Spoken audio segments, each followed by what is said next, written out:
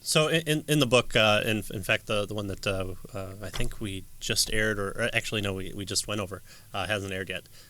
You talk about instrumentalism and how kind of comparing and contrasting two views of science. One view is the fact that science attempts to get at what is truth, and then instrumentalist says, well, you have these theories that come about, and they're true in and only as so far as they provide you either accurate results or move along the process, or helps you develop the cell phone. Or even we don't even care if they're true, just as long as they work. Yeah, right? just like, yeah.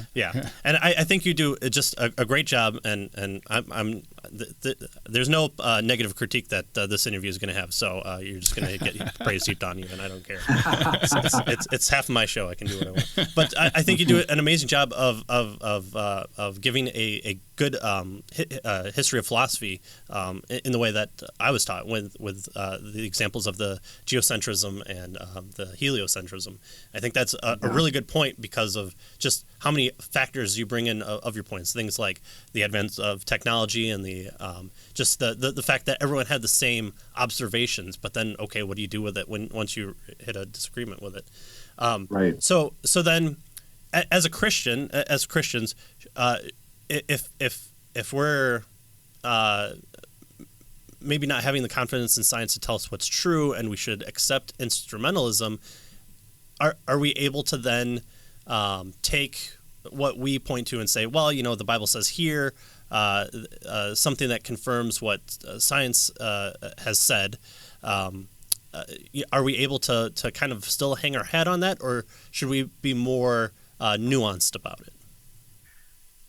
Well, I certainly am in favor of nuance. One of the, it could certainly be tempting for let's say a young Earth creationist to hang his or her hat on instrumentalism. Say, well, look, we got science has been wrong about all these different things, and so what are the odds that it's right now? And I think there's something to that argument. In fact, that's just the opposite argument of the miracles argument. Right? It'd be a miracle if they got it right this time. Yeah, and so, and a lot of it boils down to the kind of evidence that you have for all these theories, whether it's in physics and even within, say, physics, they're just different aspects of different kinds of evidence, and you just have to know. Sometimes we have really good evidence that it'd be like, there's really no other alternative that we have right now, and we don't have any evidence that we're wrong, and so there's really good reasons to believe these. Then there are other things when you get to, let's say we're talking about string theory and multiverses and things like that. And it's like, well, that's a entirely different data set and kinds of conclusions there. And so 222 dimensions. Yeah, I mean, so you really just have to, you can't just go, okay, well, it's all wrong or it's all right. It's like, yeah, sorry, it's just not that easy. I mean, there is, you can't even say that physics, think about, so quantum mechanics, let's say, or quantum field theory, which combines special relativity and quantum mechanics. You have some place like the Large Hadron Collider in CERN in Switzerland. Like that's the biggest, most elaborate machine humans have ever made. There's got to be something right about subatomic part, even though we can't see we can't see, well, even electrons, or proton, you can't see those, but they're doing things with them apparently. Like the whole system works together in such a way that it really would be a mirror. I mean, you'd have to be overly cynical and have an agenda that that you couldn't get out of to say that there's nothing to that. Right. Yeah. Right. I mean, it just seems just like how Newtonian mechanics, although inaccurate and replaced by other theories, it works really well, and we landed men on the moon, which is always our point of absolute contention as a human species of proving something. But at the same time, I've told this story before. I remember being in the second year physics class in college and being told that the thing that I've been learning about since fifth grade science class is pretty much wrong, and there are better theories out there that get you more accurate results. Yeah, and so you're definitely going to have that kind of thing. You're going to have different. You're going to have. I don't doubt that quantum mechanics and there's going to be something that supersedes that, whether it's putting the two together or throwing that out. I mean, so I don't doubt that, but I would be very surprised if there turns out to not be electrons. So like now, at the same time, if there turned out not to be electrons, that would be, I probably wouldn't be that shocked either. But, we would probably just say, well, electrons aren't what we thought they were. Right.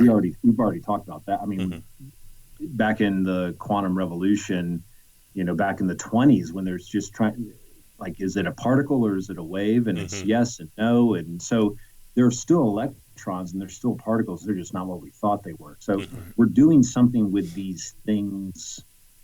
And so some of this stuff will probably get carried along to the new theories. And then some of it will go by the wayside, and I mean, it could be, and even when it comes to like the our theory of gravity, I think that it's ultra accurate, but man, I would not be surprised if we, have something else later on. So, but all that to say, I mean, my point is just like there are some things that will probably survive the theory and some things won't. Right now, it's hard to see, the future's hard to see. So this section then in the book is saying we should be sober skeptics about what science can tell us, and we shouldn't veer to one side of the what would you call it, the the ditch and or the other, right? We should kind of be middle road type with regard to what we hold to that science allows us to say about for physics about the physical world. Well, it tells us some true things and other things it doesn't, and we just have to be aware of us not knowing exactly where. But then we also need to know that where our theories are tenuous, and that's where what I try to point out in the book is, look, as we you need to know when we get to the skinny branches. Right. And then when we're out on the skinny branches, we need to go, let's be a little careful because these are pretty thin, and just be aware that we're on the skinny branches rather than, you have someone like Lawrence Krauss who has this book called Universe from Nothing. Right. I mean, wow. Yeah. How skinny branch can you get? Yeah. And being on a skinny branch is fine. I don't mind that. It's being on a skinny branch and never letting your audience know that, hey, you know what? This is honest, yeah. This is the skinny branch. Which I think that's where I think he loses, in his debates. I remember him debating John Lennox and just Lennox taking him to task about, all right, is your word nothing actually mean nothing, or does it mean something? Because it seems like you're invoking something from the nothing. I'm not trying to get into what logical positivists would throw us out of the universities for, but the sense that if at least be intellectually honest about what you're doing as what you say about how we should view science in our understanding of the world. Right. Yeah.